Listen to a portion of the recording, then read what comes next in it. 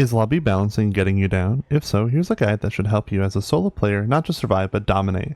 The tips and tricks in this guide aren't just for one season, they'll help you adapt and thrive in Lens Vale no matter how the meta shifts. Some of these pushes and strategies might not work if you're in a trio or a full team, or there might be pushes you would do that I wouldn't recommend as a solo. But this is really focused on the solo player experience. Let's get into this. First up is going to be the mid lane. Solo players, avoid this lane unless you're sniping. Why? If you die there, you are stuck in the open and your team probably won't res you. Mid lane is high risk and not very high reward. And even if they do res you, you will probably get farmed. If you are sniping, don't camp too long, take the pick, reposition. I wouldn't stay there longer than a couple of seconds. Once you get the pick, you and your teammates will push and collapse. Control of mid matters. B zone, which is where a special brick spawns, and this is where the zone is. The zone above toilet bowl and the toilet bowl zone itself. Every zone counts. Hold them and give your team a real advantage. Lose them carelessly and you're fighting uphill. Mobility is your best friend on this map. Slides, Icarus Dash, Cryoclasm, Grapple, Blink, they let you move into safety from mid into the cubbies. And once you're in cubby, you can switch to your close range weapon, SMG, sidearm, fusion rifle, shotgun, something that wins those close quarters fights. This is usually what I do. Just get in there and I have my SMG out. You can then use radar awareness to know where enemies are. If I have red that is directly to my right and it's dark, I know someone is in the bottom of toilet bowl. If it's bright, I know somebody is behind one of these things. If it's diagonal from me, I know they're in this lane. If it's in front of me, I know they're probably here or here. Use that lane or use that radar pick to let you know where you should look, because if you have a radar blip to your left and there isn't somebody close here, you should be taking this fight with your medium range weapon or here with your close range weapon.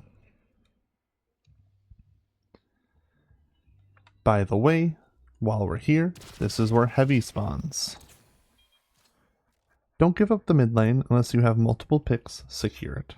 Once mid is lost, solo recovery is tough. For B zone control, I would be peeking on the outside edges, using long range weapons, medium range weapons, or snipers. This is a cheeky spot that you can do from this side that you can see into their Vex gate, but I would not do this more than once a match because you'll get the pick, but after that they'll be looking for you.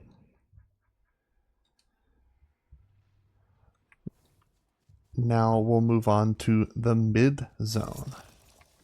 Typically, you're going to have players who are defending this zone standing in either cubby,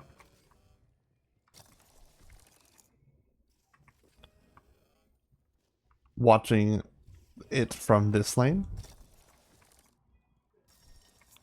watching it from this lane, and watching it from either this side of the box or this side of the box, or this little lip. This lip is really good because you can crouch and hit some really nice like head glitch.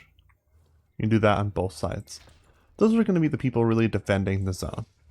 The people that are attacking the zone are probably going to be playing this,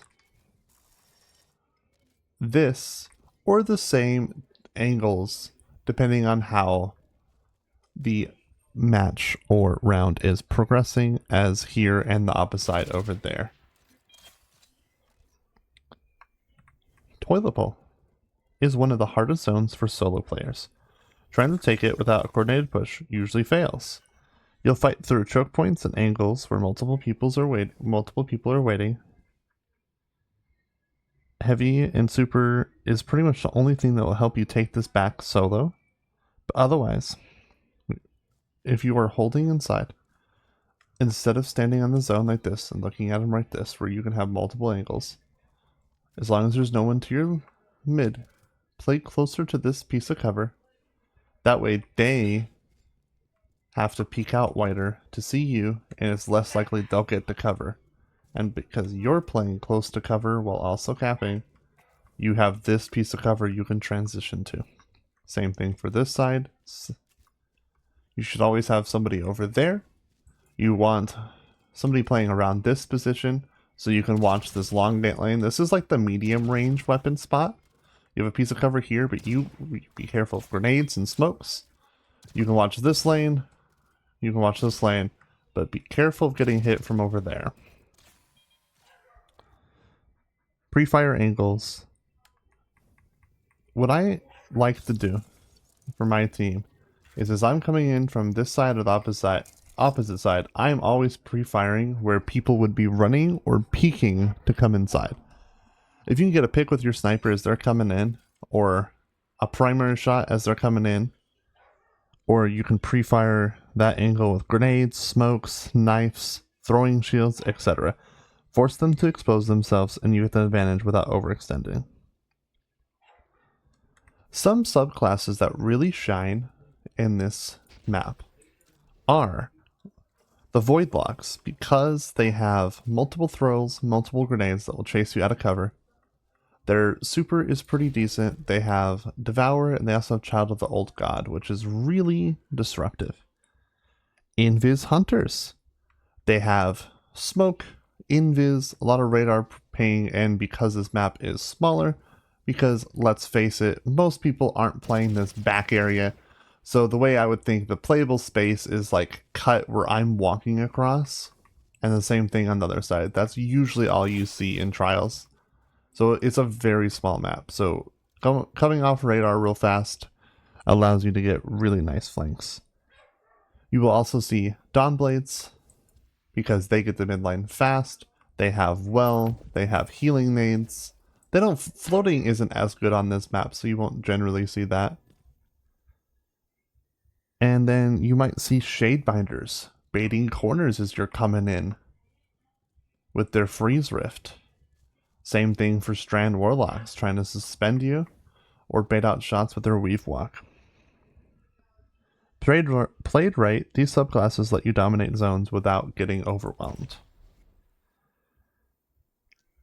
Now, what I will say is, if you want to practice these tips in real time, I run a free community where we coach and give mentorship every week, and you get to play alongside in private matches with mentors who will give you real-time feedback, all with the effort and goal of trying to help others improve in PvP.